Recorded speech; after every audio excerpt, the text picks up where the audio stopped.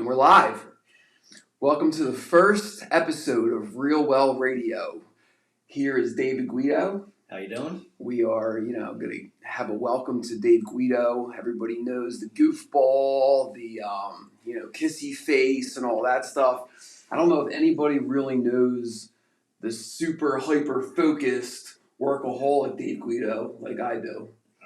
So give us a little rundown, start around high school or college, whatever you want, and just give us a little, spat backstory. So high school, I went to Central, which, I didn't want to go. I thought I was an average student, but it was one of the better decisions I think I made. It kind of exposed me to different cultures, different people. Like, it took me way out of my comfort zone because everybody I knew was going to Doherty, was going to Northeast. And I went there. I didn't know anybody in Central, so ended up going to Central. Loved it there by the end. Didn't like it in the beginning. Ended up going to Kutztown. Same thing. Was an average student. Graduated around like a 3.0, 2.8, 3.0, and then wasn't sure what I was doing. I went for telecommunications, which is basically what we're doing now.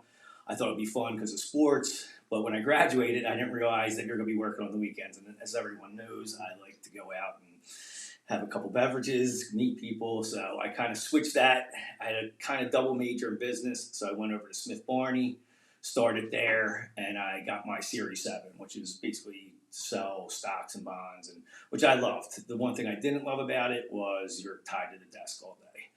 So hold on, talk a little bit about how you got pounded by your superiors there.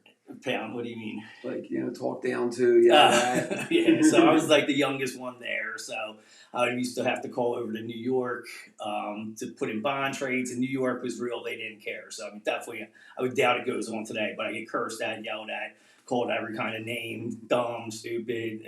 What are you doing? Just get out of the business. But it was meant to kind of toughen you up, which it did. So, I mean, because if you messed up, there was somebody definitely telling you you're doing something wrong. So, but basically, I never really got that far up there. I kind of was like a glorified secretary. I worked with some awesome guys, Kev Young, Dan Griffin, who I still talk to today, they were great mentors. But it just wasn't my thing because, like I said, I like to be out meeting people, which you do kind of, but you're tied to a desk, especially in the beginning from probably 7 in the morning to like 7, 8 at night, making cold calls, basically trying to build up your book. And like, it's a little bit easier if you have, a family member that has a lot of money, which I didn't.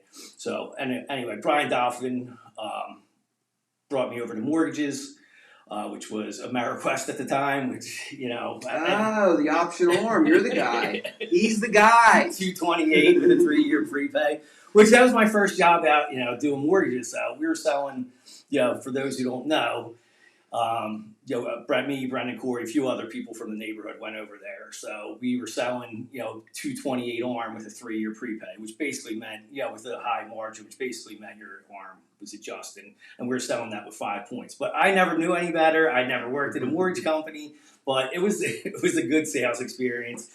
After that, I opened up my own mortgage company, which, was probably not at the greatest time because me and Brendan Corey opened one up around 2005 or 6, I would say.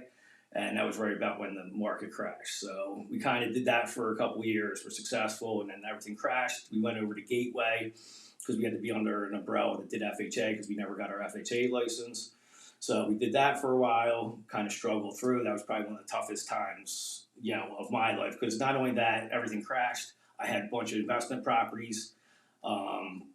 I had 2 houses that were going into foreclosure that I somehow got out and I did a short sale and whatever, but I ended up managing through there. And then I guess 2008, 9, stuff started improving, and then I had my daughter, so that made things tough, which again, I had to kind of choose between mortgages and real estate. I went to real estate because it gave me more flexibility. I could work from home. Obviously, you have to go show houses and do listing appointments, but everything else basically, which you can work from home, and I think that was probably one of the advantages of you because you have a couple of younger kids too. So, and then from then, I was a single agent for a while. It's never, like I don't want another team because when I did the mortgage stuff, it was tough. Like that's one of the tougher things, as kind of managing personalities and building a team. But I think a few years ago, got to the point where I was just doing too much. I had too much business and couldn't get to it, and that's when I started the team and and then you came on a couple of years ago. Yeah, I think, one thing that like we don't really think about because we have that background is how important it is that we have that mortgage background, Yeah. and already know all that stuff. And like some of my biggest mistakes, and I always say that's one of the things I always say, try to learn from my mistakes because I think I've probably made every mistake. So I mean, along with mortgages, I did flips. I mean, I've done rentals. I used to go down to do evictions, which was which I look back, which was crazy. But now I know the process. So when you are showing people houses, you can explain mortgages. You kind of can point stuff out, because we do flip, and you're getting involved in that too. You can say, hey, listen, structure problem there, versus, obviously a lot of people are going to get home inspections, but I mean, home inspection costs what, $500, $600, $700. So you're kind of, if you see something that's definitely going to come up and be a deal killer, it kind of benefits the client. So, but 100%, and like that's like one of my favorite things about you, and what I'm so grateful for is just the amount of mistakes you've made and how you're able to point them out, and and still making them, right? And still making them, and fail fast and all that. It's really good stuff. So, what do you? All that said, it's a very stressful business to be in. A lot of things can go wrong. What are things you do on a daily basis? Try to do consistently. I know consistency isn't one of your main things. What are some things that you can suggest to people to just get in the right mindset and just to start your day, just to accomplish the things that you need to accomplish? So I mean, like you're just saying. I know all the answers. No, I know. But like you said, I'm easily distracted. So the one big thing for me is to be up early. So because if I'm up at 4:35, not that I'm up every day at 4:35, but if I'm up at that time, that means I'm in the office at 6. So I'm getting a head start, and there's no distractions. So from 6 to 8, 6 to 9, nobody's calling me, nobody's usually texting me. I can focus on like the paperwork stuff, command stuff I don't like to do. That like if something does, like a phone call comes in or somebody wants to do something, I'm going to jump on it. So versus like that gives me time, silence. I usually come in the office. There's no distractions. Nobody usually gets here till 8:39 at the earliest. So that's kind of that to me. That's the most important because if I was saying that to you the other day. If I wake up at 8:39, I feel like I'm super behind on the day. So like 6, 7, 8, like even 7 o'clock. Like I feel like at least I get my like what I need to do for the day. I kind of get caught up. I kind of game plan map my day out so I know where to go and where I'm not over. Because what I used to do is I would say yes to everything, and like so I would try to jam everything in. Like I'd be going down to Delaware County, to Bucks County, but to me that's one of the more important things for me to wake up early and to kind of get the day started. I mean, one of the things that I implemented really early on, and it's been huge for me, is just like owning the morning, like making sure you not get planning the night before. What are like 3, 4, 5 things you absolutely have to do, and get those done before 10 a.m. Yeah. And then you can do whatever you need. And that was one of the books that both of us are both big book readers, but it's Miracle Morning. So I mean, like I said, you don't have to implement all, but he says be up early. I think it's 4 a.m. or 5 a.m.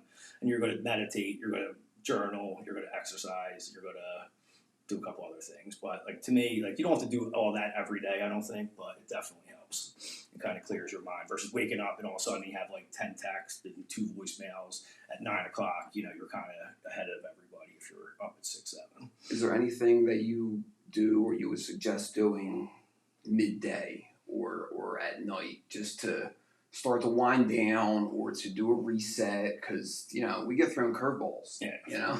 So to me, I always try. So I'm not, because like I said, when I used to have trouble sleeping, which I'm not the greatest sleeper, but I try to write everything down. Like if I think of something at night or something I didn't get done that day, I'll write everything down in a notebook. I'm a big, like I know a lot of people do it on their phones, but I'm a big notebook. I have to write everything down. So if I write everything down the night before, I know like I'm not going to forget something. Because I feel like stuff like kind of in the morning, you're like you forget some stuff. But if I have everything written down, then I know I can just go back to that. But that's important to me too. Which again, it's not stuff I come up with. It's stuff that I've read and helps me kind of it's just it kind of makes you flush all the stuff out of your mind so you can kind of have a nice. Yeah, I mean you talk about that also about how sleeping decent and what a big difference that is versus like being tired and sluggish. Because I mean, to me, you need a lot of energy, especially me. You have no problem with that. But to me, that's like people don't want somebody that's just like they want to be excited if you're showing them houses or you're on a listing appointment. They don't want you to just kind of be like tired and sluggish. They want some excitement.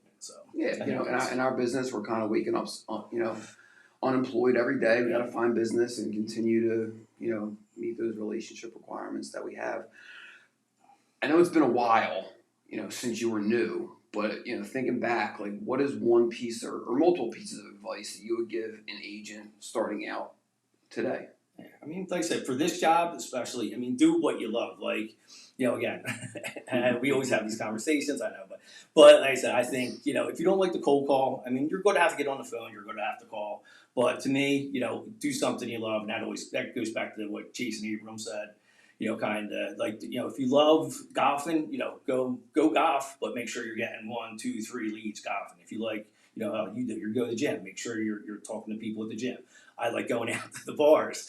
I make sure I talk to people because I mean the good thing about and I've noticed if I'm going to the bar, which like I said, I could definitely cut back a little bit on that. But like if you're out midday, usually those people are self-employed. They have investment properties. They're not out there. They're not they're usually retired or have money if they're out at 12, 1 o'clock. So usually I do like going out to lunch. That's my one big thing I still do. So and another thing is just be yourself. Like again.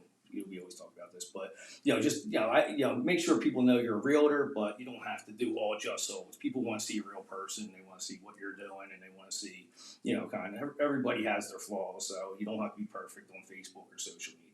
I think being authentic is something that we do very well. Yeah, I'm sitting here in sweatpants and Crocs on a Saturday morning with my bud. And we have fun. Like I said, I think for the most part, have fun. You gotta have fun. This business and this job can be very stressful, and there's a lot of hits you can take. And it's like roll with the punches. And that's something that's something I'm still working on. It's like sometimes I still do get too worked up, and I could probably take a step back. So I think that's my biggest flaw. I still get too emotional, which I've been trying to work on. So I try to set the bottom line and just keep it in the middle. Yeah. So most of us, and myself definitely, have a really hard time patting ourselves in the back. What's like one thing that you can say out loud to the world, something that, or a couple things, that you do really well and you're proud to say, that like you built that, as you went along. I think my biggest thing is I'm a hard worker. So I'm going to be up. I'm always working, usually I'm up early. I'm up late. I'm up early. I stay up, relatively late, like 9, 10. But like from young age, like, I rode my bike to St. Albert's. I cleaned foilers. I did the toilets, I was the best floor cleaner and the toilet cleaner St. Albert's ever known. So, but yeah, I worked on a farm when I was younger. I delivered papers. Like to me, like that's one of my best qualities. Is I'm a hard worker. I like working, and it's been like that since I was 12, 13 years old. You're definitely a hard worker, and that's definitely a side of you that 99% of the population don't see. They see the kissy faces on Facebook. They see the weird stuff. So yeah, and I think I'm good with people too. I think that's something that I don't think I always was good at. That I kind of developed because I remember being at Smith Barney and like, oh, there's no way because I was like, I talk fast now, but I would be more shy and not maybe as outgoing as I am now. Back at Smith Barney, I remember some lady saying, "There's no way he's going to be good at sales." So and that kind of fueled me a little bit. But I think that I've kind of gotten better, like kind of being more open with people and because again we grew up together. We had a real close knit friend, so. We kind of stayed together for the most part and, didn't really go outside our comfort zone that way. So, but as I gotten older, I think was a huge asset. It's important. I'm the same way. While we're here, give everybody a quick giggle. So, I've been doing it the whole time, haven't I? I'm sure there's a bunch. But what are some books or podcasts? If anybody out there is thinking of diving into some books or some podcasts. I mean, they're all huge now, and they're very important in my life, and I know they're important in yours just to get in the right mindset. Like for me, I'm constantly reading, listening to audibles, listening to podcasts. I barely retain any of that information, but like subconsciously, it hits me hard, and I can see a huge difference, over the last couple of years, like 100%. Top 2. Yeah, I mean, I like stoicism, so I like Ryan Holiday books. Ego is the Enemy. I forget. Discipline is Destiny. Yeah, he's got 5, and then I like Marcus Aurelius. I like one more, Untethered Soul, because I'm reading one of his books again now. So that's more like a meditation, kind of calms me. Obviously, I'm not calm, so I'm trying to work on that and kind of meditation type stuff. So that's kind of what I'm reading now. So that's good stuff.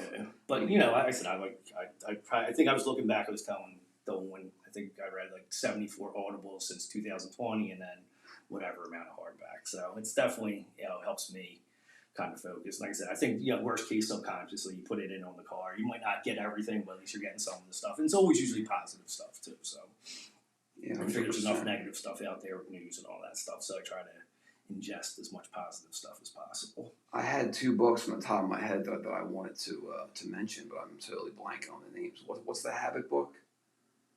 Atomic Habits. Atomic Habits. That was huge, and there was another one. I mean, for early on, like that's like probably the one, because for me, like I want to implement positive habits in my life over time. That when I don't do them, I feel like a loser. Yeah. You know what I mean? And then that just gives me the motivation to.